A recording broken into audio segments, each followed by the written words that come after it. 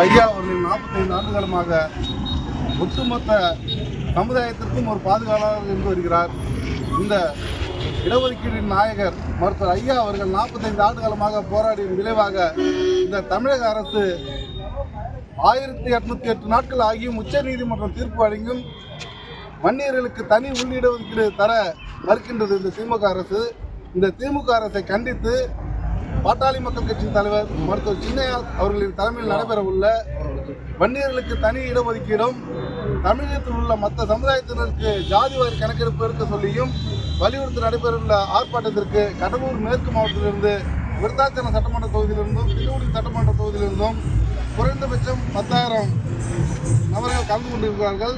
இன்றைக்கு இந்த வழியாக உளுந்தூர்பேட்டை வழியாக செல்லும்போது சுங்கச்சாவடியின் அருகே ஒட்டுமொத்த வன்னியர்களும் ஒருங்கிணைச்சு இன்னைக்கு இந்த ஆர்ப்பாட்டம் வெற்றி அடைவதற்கு அனைத்து சமுதாய இளைஞர்களும் இதற்கு ஆதரவு தெரிவித்திருக்கிறார்கள். கார்த்திகேயன் இந்த நடைபெறுகிற டாக்டர் ஐயாவோட விசுவாசிகள் சின்னையா எல்லாருமே அதில் கலந்துக்கிறாங்க.